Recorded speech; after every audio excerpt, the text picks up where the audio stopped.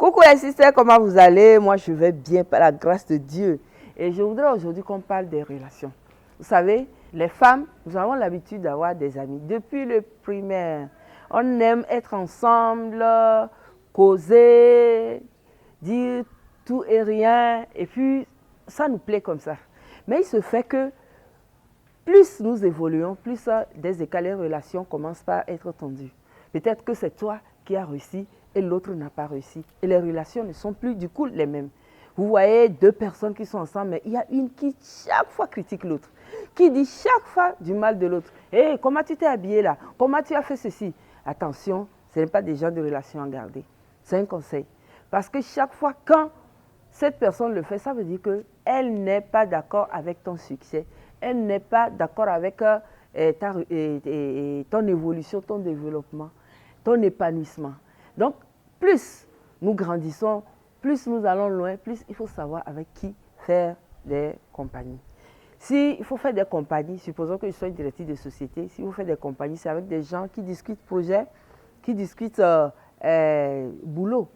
Je ne vais pas garder celui-là avec qui peut-être j'ai fait le primaire et qui ne supporte pas mes relations, parce que ce ne sont pas toutes les amies qui ne supportent pas l'évolution de l'autre. Il y en a qui sont contents quand l'autre évolue, mais il y en a qui ne sont pas du tout contents, mais c'est eux qui ne veulent pas abandonner cette relation. Ils sont toujours dans la relation pour voir ce que tu as acheté, ce que tu as à la maison, ce que ton mari t'a acheté. Est-ce que toi et ton mari vous entendez vraiment? Et c'est des relations qui ne marchent pas. Je me souviens d'une amie avec qui j'étais et pour moi c'était mon amie, mais j'ai constaté finalement qu'elle avait envie de développer une relation à part avec mon mari, et c'est mon mari qui me l'a signalé, dit mais pourquoi celle-ci, elle m'envoie des textos, pourquoi ça, pourquoi elle me dit ça, elle ne te le dit pas. Et je me suis dit, ah attention, il faut se méfier de cette relation. Et des fois, nous n'ouvrons pas les yeux et ce qui doit arriver arrive. Attention, les hommes ne sont pas des saints nutris et comme tels, il faut les protéger.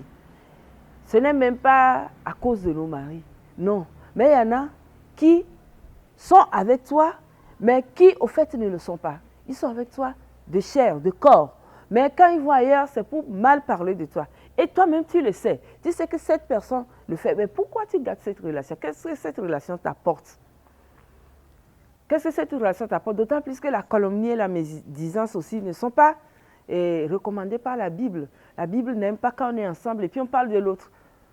Moi, je n'aime pas ces genres de relations. Quand je viens vers toi, on parle de Dieu, on parle du boulot, on parle de nos enfants, de l'éducation, on parle des thèmes très enrichissants. Je suis d'accord, mais si c'est pour parler de l'autre, ce n'est même pas la peine. Donc, faisons attention. Quand vous êtes avec quelqu'un, quand vous constatez que la personne n'apprécie pas votre évolution, ce n'est même pas la peine. Et de continuer. Je fais appel à nos soeurs, nos petites soeurs qui ne sont pas encore mariées. Tu es avec un fiancé et chaque fois, quand par exemple tu as une promotion, tu viens lui dire, il n'est pas content. Il dit, oh, pourquoi c'est toi? Et les autres, ou bien tu as fait des affaires. Et chaque fois, quand toi tu te dis, ah, il faut que je m'achète une voiture, tu le vois, il n'est pas content, ou bien j'ai acheté ceci, j'ai ceci, tu ne le sens pas content. Et ce n'est pas la peine de continuer avec cette relation. Parce que quand vous êtes avec quelqu'un qui n'aime pas votre développement, qui ne veut pas avoir confiance en vous, est-ce que ça vaut la peine? Puisque l'amour, c'est avant tout la confiance. Dieu a dit de nous aimer.